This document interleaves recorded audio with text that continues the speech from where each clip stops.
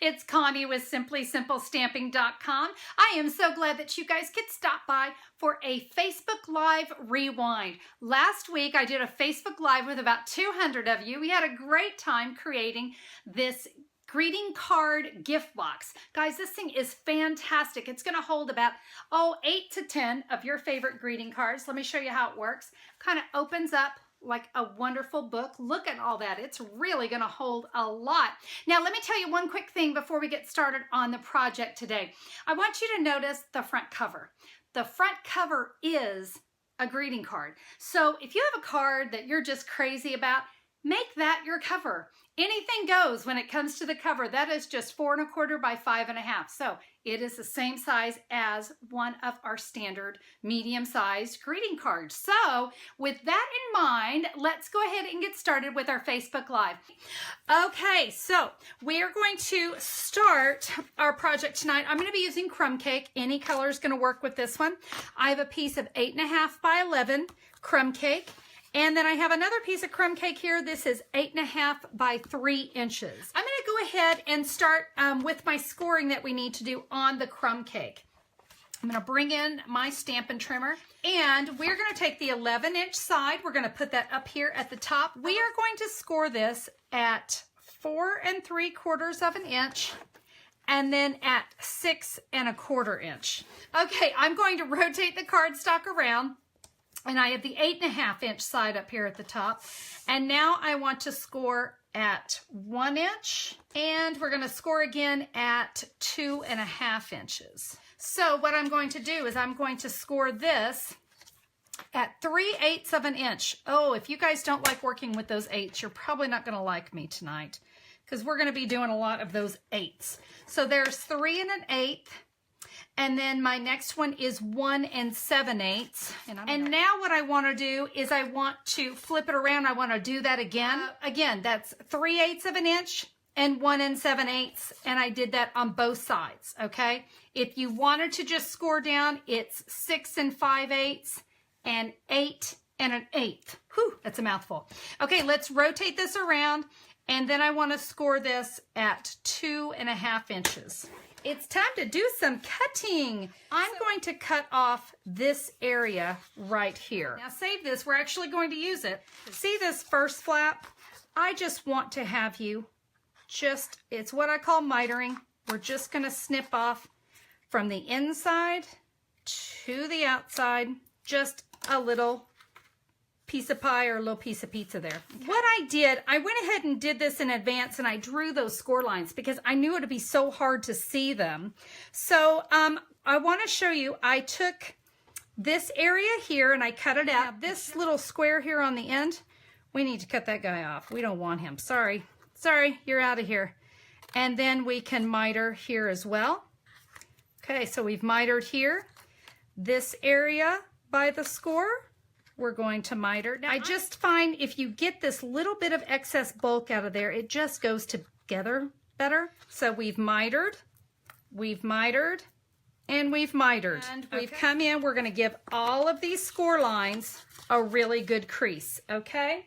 Now let me bring in the base, and I've given all the score lines a really good crease with the bone folder. And let me just kind of show you what's going to happen. This is going to adhere inside, and it's going to come up. I wanted you to kind of see how it was going together before I start putting it together. So I need adhesive on this side, and I'm going to use fast fuse. I am going to go a little heavy. Now what I'm doing is I'm basically lining up the score lines.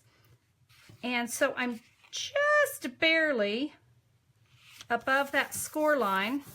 Give that a press. All right, so now we're ready to add the rest of our adhesive. So I'm going to flip it over again so that I can show you.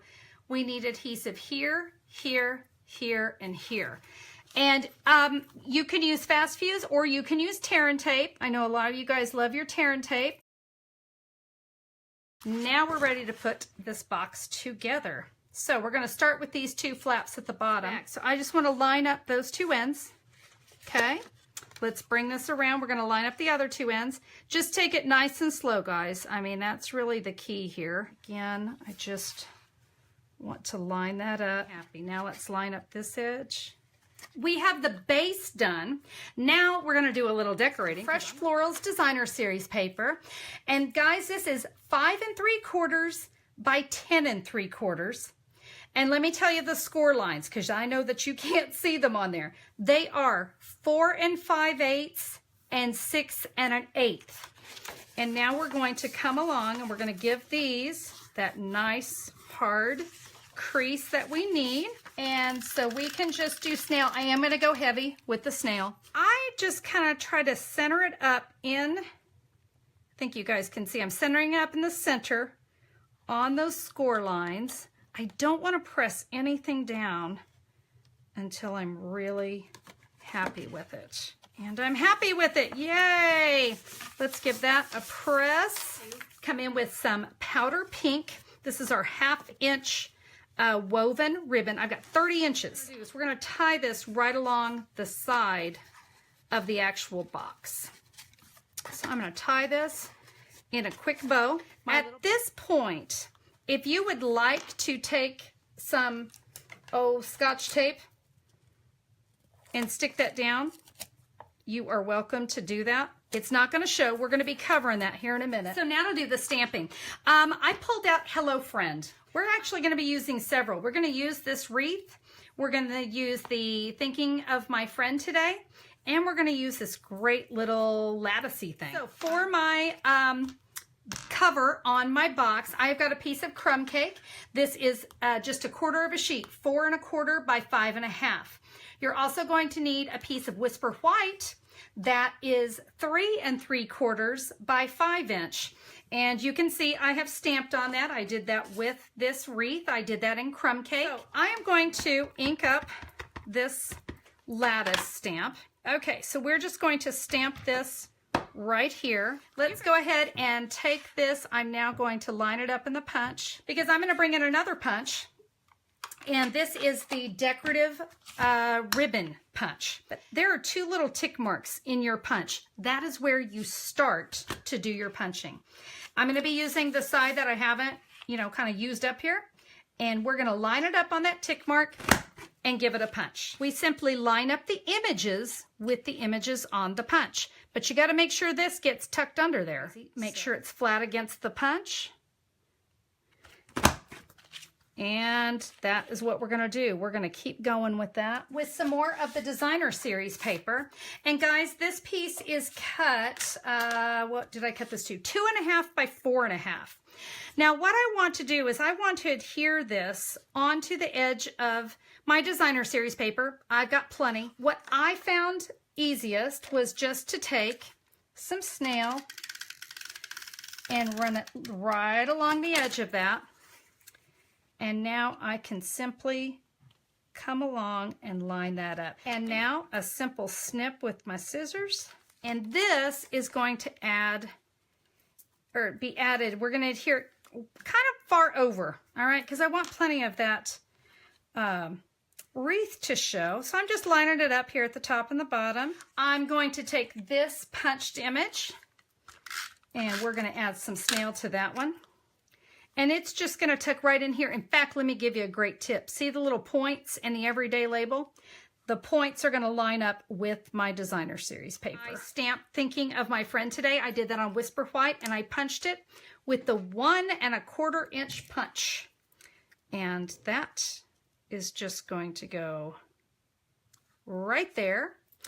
And just to make it look pretty, I have got a linen thread bow with a mini glue dot. And I'm telling you, there's something about when you use crumb cake. I think I do it every time. If I use crumb cake, I always come in with linen thread because look at that. Look what it does. It just really makes that so, so pretty. When it comes to decorating the front of this, anything goes. It's your favorite card front. As long as it is in portrait mode or vertical, it's ready to go on this box. Isn't that really cool? And remember that tape? This is why we can just cover that up and we're not even going to worry about it. I think you can get about 10 cards, depending on how thick they are, and envelopes. So I think I've got 8 envelopes there. And then here's just some of my favorite cards that I've made. And you can see there's still plenty of room in there. I've got room to add more. That's why I said I really think you could probably get 10. As long as they don't have a lot of embellishments, I think you're just fine. And then we can come back. We'll be able to tie this back in the bow. And there you have it. Is that just going to make a wonderful gift? What a great way to give your love of stamping and paper crafting and put it into a really incredible gift. This is a project you're going to use all year long. I was very excited to share it with you. Now, I know there were a lot of measurements there, weren't there? And a lot of those little cutting things. Well, if you will head over to simplysimplestamping.com and look for the December 20th, 2017 blog post, I will have all the measurements. I'm going to have pictures of the diagrams that I used in the video so that you'll have those as a reference as well. Everything you need is going to be right there. And if you'd like to order any of the products that I used in today's video, great. Check that out there on the same blog post, December 20th, 2017. I'll have pictures of all the supplies I used. And if you need something, all you've got to do is just click a pick, guys. Couldn't be easier than that. It's going to send you right to my online store and you can order what you need. Guys, I think this is a fantastic project. Please give it a try. Kind of reminds me of those Lifesaver books we got at Christmas time when we were kids. Remember those? Anyway, really great one. I hope that you'll try it out. Guys, thank you so much for being a part of the Facebook Live Rewind. I hope that you enjoyed it. Have a fabulous day, everybody. Bye-bye.